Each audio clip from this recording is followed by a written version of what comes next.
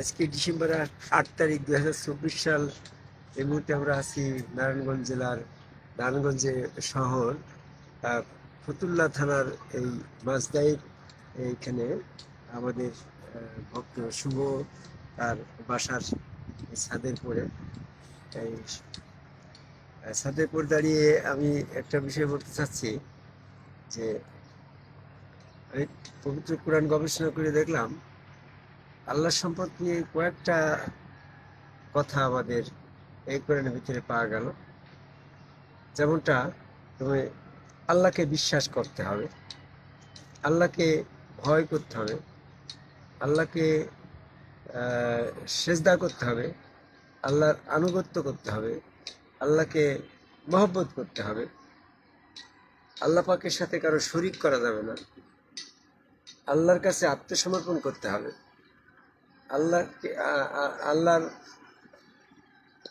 আল্লাহর সাথে কাউকে শিরক করা যাবে না। কয়েকটা বিষয় এটা শুনো, ভালো করে খেয়াল করো, নিয়ে নাও। প্রথমে আল্লাহ বিশ্বাস, আল্লাহ মহব্বত, আল্লাহর অনুকরণ, আল্লাহর ভয়, আল্লাহ পাকের সেজদা আত্মসমর্পণ, আর আল্লাহর সাথে কাউকে শরিক করা যাবে না, আল্লাহকে পরিত্যাগ করা যাবে না। এরকমভাবে এই বিষয়গুলোর পরে আমি গবেষণা করে দেখলাম যে আমরা যদি আল্লাহ পাকের সাথে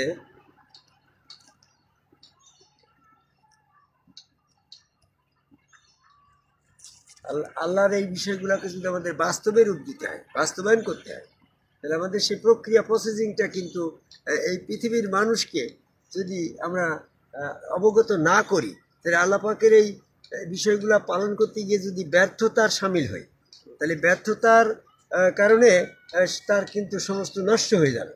আল্লাহর বিষয়ে যদি কোনো মিথ্যার বিষয় যাওয়া হয় বা আল্লাহ সম্পর্কে যদি কোনো অবিশ্বাস, মানে যে ধরনের প্রক্রিয়ার ভিতরে এইগুলা করা লাগবে সেই প্রক্রিয়াটা যদি কোরআন মাফিক না হয় বা আল্লাহ পাকের প্রক্রিয়াধীন না হয়, তাহলে এটা ব্যর্থ হয়ে যাবে। আর আল্লাহর বিষয়ে ব্যর্থতা আসলে মিথ্যা হলে সবচেয়ে বড় জালিম। এটা সূরা হুদের 18 নম্বর। এই জন্য আমি একটা ডাক্তার যখন একটা রুগীর জন্য গবেষণা করে ঔষধ দেয়, তো আমি কোরআন গবেষক হিসাবে সাধারণ মানুষের বিশ্বাসের ব্যাপারে তো ডাক্তার হতে হবে নাকি, গবেষণা করি তো কথাটা বলতে হবে। তো সেক্ষেত্রে দেখা গেল কি যে কোরআন গবেষণা করে দেখলাম যে আল্লাহ সূরা ইমরানের 31 নম্বর আয়াতে বলছে যে যদি তুমি আল্লাহকে ভালোবাসো তাহলে রসুলের অনুসরণ করো। এখানে যেখানে আল্লাহকে আনুগত্য করতে চাও তাহলে রসুলের আনুগত্য করো, সূরা নিসার 80 নম্বর আয়াত। তো আল্লাহর কাছে যদি কেউ আত্মসমর্পণ করতে চাও তাহলে রসুলের কাছে করো। আল্লাহর কাছে যদি কেউ এরকমভাবে ভয় করতে চাও তাহলে রসুলের করতে হবে। তো আল্লাহর কাছে যদি কেউ এরকম সেজদা করতে চাও তাহলে সেটাও হবে রসুলের কাছে। সব কিছু তো রসুল। একটা বিষয় দেখো যে আল্লাহর কাছে আল্লাহর আনুগত্য করতে গেলে রসুলের আনুগত্য করা লাগছে, সূরা নিসার 80 নম্বর আয়াত। তা আল্লাহর কাছে বায়াত হতে চাইলে রসুলের কাছে বায়াত হতে হচ্ছে, আল্লাহকে অনুসরণ করতে গেলে রসুলের অনুসরণ করা লাগছে। তাহলে এখন যদি কেউ বলে যে আল্লাহর আনুগত্য করতে গিয়ে যদি সূরা নিসার 80 নম্বর আয়াতে এটা প্রমাণিত হয় যে রসুলের আনুগত্য করলে আল্লাহর হয়, তাহলে আমি যদি আল্লাহকে মহব্বত করতে চাই তাও তো রসুলের মহব্বত করা লাগে। এইভাবে আল্লাহর কাছে আত্মসমর্পণ করতে গেলে রসুলের কাছে সেজদার মাধ্যমে আত্মসমর্পণ করতে হচ্ছে। সব কিছু তো মিডিয়া হচ্ছে আল্লাহ পাকের আনুগত্যের মিডিয়া রসুল, আল্লাহকে ভালোবাসার মিডিয়া রসুল, আল্লাহর কাছে বায়াত হওয়ার মিডিয়া রসুল, আল্লাহর কাছে আত্মসমর্পণ করার মিডিয়া তো রসুল হতে হবে। এবং আল্লাহ পাকের কাছে সেজদার ব্যাপারটাও তো রসুল মাধ্যমে হবে। সব কিছু করলাম রসুল মাধ্যমে আর সেজদাটা করলাম ডাইরেক্ট, তাহলে একটার ব্যাপারে পদ্ধতিগত ব্যাপারে ভিন্নতা এসে গেল না। আল্লাহ পাকের নিয়মের কোনো পরিবর্তন নেই। যেমনটা ভাবে আদম তৈরি করার পরে ফেরেশতাদেরকে বললো যে তোমরা এখন থেকে আল্লাহ পাকের বিষয়ে আমার বিষয়ে সেজদার থেকে, সেজদা হচ্ছে চূড়ান্ত বিষয়, সেজদা নামের চূড়ান্ত বিষয়টা আল্লাহ পাকের ক্ষেত্রে যতগুলো সাবজেক্ট আছে সেজদারের সবচেয়ে বেশি চূড়ান্ত সাবজেক্ট। আর সেটা যখন আদমের মাধ্যমে করার জন্য হুকুম দিয়ে দিল তখন আর তো কোনো কিছু বাকি থাকে না। তো সেই জন্য সেজদার মাধ্যমে যারা আল্লাহর কাছে আত্মসমর্পণ করতে গেলে আল্লাহ বলে ওয়াজুদুল আদমের নিমিত্তে সেজদা করো, সূরা আরাফের 11 নম্বর আয়াত। তাহলে আদম তো তৎকালীন সময়ে রসুল ছিল, তাই তো, রসুল নবী যেটাই হোক। এখন আল্লাহ পাকের সমস্ত মিডিয়া হচ্ছে রসুল, আল্লাহ পাকের আনুগত্যের মিডিয়া রসুল, আল্লাহর মহব্বতের মিডিয়া রসুল, আল্লাহকে বিশ্বাস করার মিডিয়া রসুলের হাত, আল্লাহর হাত বিশ্বাস করতে হচ্ছে। এরকমভাবে আল্লাহ পাকের যদি কেউ সেজদা করতে চায় তার মিডিয়াটাও রসুল।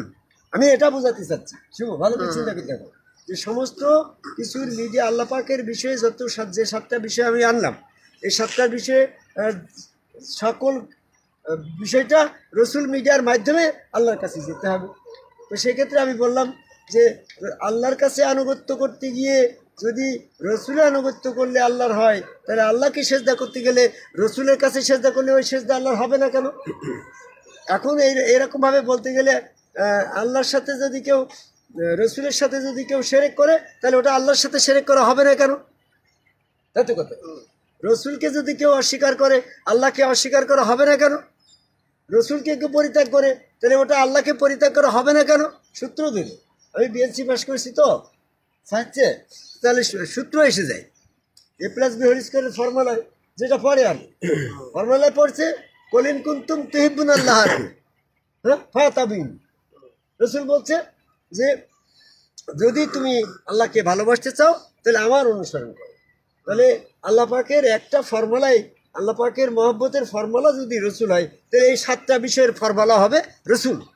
এটা যদি পরিবর্তন করে তাহলে আল্লাহ পাকের বিধান পরিবর্তনশীল নয়। সেটা বনী ইসরাঈলের 77 নম্বর আয়াতে বলে লা তাবদিলা সুন্নাতাল্লাহ, আল্লাহ পাকের নিয়মের কোনো পরিবর্তন নেই। আল্লাহকে মহব্বত করার মিডিয়া যখন রসুল, আল্লাহকে আনুগত্য করার মিডিয়া যখন রসুল, আল্লাহর কাছে বায়াত হওয়ার মিডিয়া যখন রসুল, আল্লাহকে বিশ্বাস করার মিডিয়া যখন রসুল, তাহলে অবশ্যই আল্লাহকে সেজদা করার মিডিয়াটা হবে রসুল। You understand? You better understand. হ্যাঁ, all over the world everybody, প্রত্যেকে এই সূত্রের ভিতরে এসে এই আল্লাহ পাকের 7টি বিষয়কে রসুল মিডিয়ায় আনতে হবে। তাহলে আমি এটা বললাম যে এখন যদি কেউ তুমি আল্লাহ বিশ্বাস করছো, তুমি রসুলকে অবিশ্বাস করছো, তাহলে তুমি কাফের হয়ে যাবা। তুমি আল্লাহর আনুগত্য করছো, রসুল আনুগত্য করছো না, তাহলে তুমি কাফের হয়ে যাবা। আল্লাহকে সেজদা করছো, রসুল কবে সেজদা করছো না, আদম কবে সেজদা করছো না, তাহলে তো ইবলিসের অনুসারী কাফের হয়ে যাবা। ইবলিস আল্লাহকে সেজদা করে কিন্তু আদমকে সেজদা না করি তো কাফের হয়েছে। বর্তমানে দেখো এই আমাদের এই জায়গায় সম্মুখ গুরু রসুলকে বিশ্বাস করছে না, মোহাম্মদ সাল্লাল্লাহু আলাইহি ওয়াসাল্লামকে রসুল বিশ্বাস করছে। আরে মোহাম্মদ সাল্লাল্লাহু আলাইহি ওয়াসাল্লামকে রসুল বিশ্বাস করতে আপত্তি নাই, কিন্তু যে আল্লাহ পাক যে পদ্ধতিতে, যে প্রক্রিয়ায়, যে উদ্দেশ্যে রসুল পাঠালো, সেই উদ্দেশ্যগুলো তো ব্যর্থ হচ্ছে। রসুল পাঠানোর 1 নম্বর উদ্দেশ্য হচ্ছে আল্লাহ বিশ্বাস করতে হলে রসুল বিশ্বাস আগে করো। তো রসুল তুমি বাস্তব রসুলের কাছে না গেলে তো তুমি রসুল বিশ্বাসী হইলে না। এখন আল্লাহর আনুগত্য করতে গেলে রসুল আনুগত্য করো। যদি আমি রসুল অনুপস্থিত রেখে যদি আমি আল্লাহর আনুগত্য করতে যাই, তো তাহলে তৎকালীন সময়ে ওহির মাধ্যমে জানিয়ে দিল যদি তুমি আল্লাহর আনুগত্য করতে চাও তাহলে রসুলের করো। তো রসুলের করলে ওটা আল্লাহর হচ্ছে। তো ফিজিক্যালভাবে যদি আল্লাহ পাককে উইদাউট ফিজিক্যাল বডিতে আনুগত্য করা যায়, তাহলে পরে রসুলের কি দরকার হয়? উইদাউট ফিজিক্যাল বডিতে যদি আল্লাহকে সেজদা করা যায়, তাহলে আদমকে সেজদা করার কি দরকার হয়? উইদাউট ফিজিক্যাল বডিতে যদি আল্লাহর বিশ্বাস করা যায়, তাহলে রসুলের কি দরকার হয়? উইদাউট ফিজিক্যাল বডিতে যদি আল্লাহকে স্বীকার করি নিয়ে আল্লাহর সেজদা করা লাগে, আল্লাহর সাথে কাউকে শরিক করবে না এমনটা যদি করা লাগে, তাহলে রসুলের কোনো দরকার নাই। রসুলের দরকার হচ্ছে আল্লাহ পাকের বিষয়বস্তুতে মিডিয়া হিসাবে।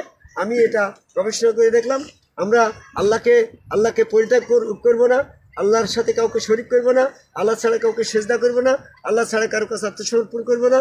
এই বিষয়গুলোকে যদি আমার বাস্তবায়ন করতে হয়, তাহলে রসুলের আনুগত্য করলে ওটা যখন আল্লাহর হয়, তাহলে রসুলের পরিত্যাগ করলে ওই আল্লাহকেই পরিত্যাগ করা হয়। রসুলকে রসুল বাদে আর কাউকে কারো কাছে সেজদা করলে সেটা শিরক করা হয়। রসুলের পরিত্যাগ করলে আল্লাহ পরিত্যাগ করা হয়, রসুলকে আনুগত্য করলে আল্লাহর আনুগত্য করা হয়, রসুলকে মহব্বত করলে আল্লাহর মহব্বত করা হয়, রসুলের সাথে শিরক করলে আল্লাহর সাথে শিরক করা হয়। তাহলে আমরা সমস্ত কিছুর মাধ্যম দিয়ে যার গুরু তার রসুল আদম কবে সেজদাকারী একজন সম্মুখ গুরু রসুলের কাছে সেজদার মাধ্যমে আত্মসমর্পণ, সেজদার মাধ্যমে তার কাছে বায়াত হওয়া, সেজদার মাধ্যমে সমর্পণ করা, এই বিষয়গুলা যারা বিরোধিতা করবে তারাই কাফের। যেমন ইবলিস এই আদম সেজদার বিরোধিতা করে কাফের হয়ে গেছে না? তাহলে আদম কাবাই সেজদা যারা বিরোধিতা করছে, জামাত ইসলাম, চরমনায়, ফুরপুরা, মানিকগঞ্জ, আটরশি, দেওয়ানবাগ, যত 5 ওয়াক্ত জুমা জামাতধারী, এরা সম্পূর্ণ সম্মুখ গুরুকে রসুল হিসাবে অস্বীকার করছে, এরা কাফের হয়ে যাচ্ছে। এই রসুলের হাত, আল্লাহর হাত বিশ্বাসও করছে না, আল্লাহ বিশ্বাস করে কাফের হয়ে যাচ্ছে। এই রসুল সুরতে আল্লাহ বিশ্বাস করে সেজদা করছে না, এরাও কাফের হয়ে যাচ্ছে। এই সমস্ত কাফেরের দল পরিত্যাগ করে আদম কাবাই সেজদা করে একজন সম্মুখ রসুলের কাছে সে বায়াত গ্রহণ করে সেই ফিজিক্যাল বডি, রসুলের হাত, আল্লাহর হাত, ফিজিক্যাল বডি বিশ্বাস করে সেখানে সেজদা ভক্তি করা আহ্বান করে আমার কথা শেষ করে জয় গুরু।